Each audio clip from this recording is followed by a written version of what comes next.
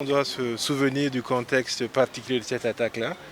C'est quand même l'une des rares attaques qui a visé systématiquement des femmes. C'est-à-dire donc c'est l'expression même de la lâcheté de la barbarie par excellence. Il faut aussi se rendre compte que dès le lendemain de cette attaque-là, le ministère en charge de la solidarité nationale a mis tout en œuvre pour que le 31, les enfants puissent venir à Ouagadougou. Donc je crois qu'il faut se souvenir de ces femmes qui sont tombées, avoir une pensée pour ces familles, mais également saluer et véritablement féliciter toute l'équipe ici qui a permis durant ces 6 mois-là à ces enfants d'entamer une reconstruction de leur être.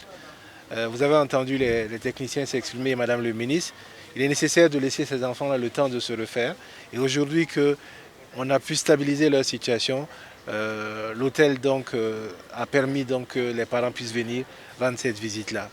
Je crois qu'il faut encourager ce travail qui est fait, qui est à la fois l'expression d'une solidarité agissante au sein de notre État. C'est également l'expression d'une volonté du chef de l'État d'être très proche de ces victimes des attaques terroristes.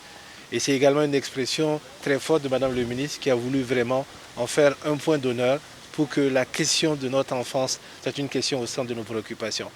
Vous avez également vu quelque chose qui est assez fort, c'est que ces personnes qui viennent de Arbiné, de Koutoukou, qui sont des zones par excellence secouées par le terrorisme, ont quand même eu les moyens d'exprimer leur solidarité parce que ce sont aussi leurs enfants qui sont pris en charge. Et je pense que ce geste-là, au-delà du montant qui est donné, c'est un symbole très fort. Quelle que soit la situation dans laquelle nous sommes, nous devons être capables de nous tendre les mains, nous devons être capables d'apporter notre soutien au développement de notre pays-là.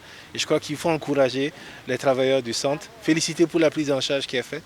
Nous avons malheureusement perdu 2 enfants, mais aujourd'hui les 19 que nous voyons nous laissent espérer qu'ils auront un cadre sain pour leur épanouissement et que bientôt, si Dieu le veut, ils pourront, dans le cadre du protocole qui est mis en place, rejoindre leur famille.